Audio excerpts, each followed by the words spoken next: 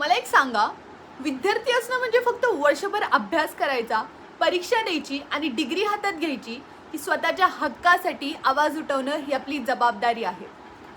नमस्कार, मी दानिया पठाण. आज इथे एक लॉ स्टुडंट म्हणून नाही, तर तुमच्यातलीच एक बनून माझ्या मनातली तळमळ मांडायला आले आहे.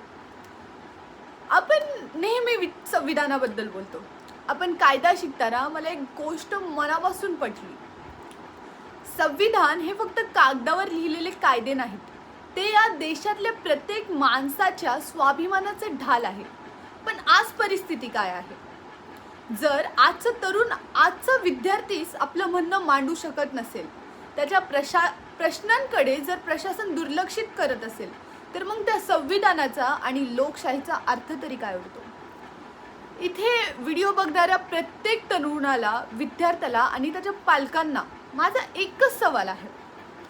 आपण फक्त शांत बसून अन्याय बघायला आलोय, की अन्यायाविरुद्ध आवाज बनायला? जर आवाज बनायचा असेल तर आज बोलायलाच पाहिजे.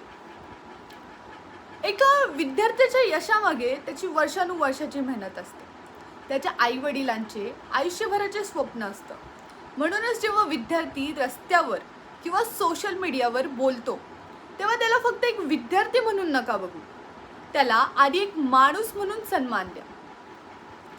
आज विषय फक्त एक नीट परीक्षेचा किंवा निकालाचा उरलेला नाही आहे.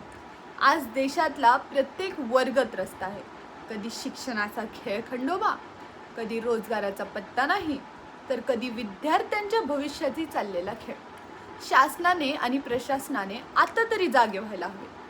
लोकांच्या, विद्यार्थ्यांच्या प्रश्नांची उत्तरं टाळण्यापेक्षा त्यावर ठोस उपाय शोधले पाहिजेत. तरुण या देशाची ताकद आहे, पण आजचा या ताकदीला दाबायचा प्रयत्न केला तर उद्याचा भारत कसा उभा राहणार? कायद्याची विद्यार्थी म्हणून मला एकच गोष्ट ठाऊक आहे, या देशात प्रत्येकाला न्याय आणि समानतेचा अधिकार आहे. कोणावरही अन्याय होता कामा नये. एकच म्हणते, हक्काच्या लढायला अन्यायाची भीती नसते. संविधानाची साथ जिथे तिथे कोणाचीच जहागिरी नसते. आवाज उठवणं ही एक बंडखोरी नाही, ही तर माझ्या लोकशाहीची खरी ताकद असते. संविधानाची सुरुवात होते आम्ही भारताचे लोक या शब्दांनी. हे फक्त शब्द नाहीत, ही आपली खरी ओळख आहे. हा देश कोणा एका नेत्याचा किंवा अधिकाऱ्याचा नाही. हा देश तुमचा आहे, माझा आहे, आपल्या सर्वांचा आहे.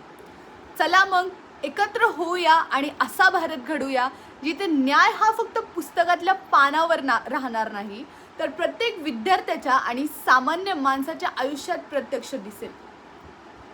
कारण हे संविधान आपलं आहे आणि हा देश आपल्या सर्वांचा आहे.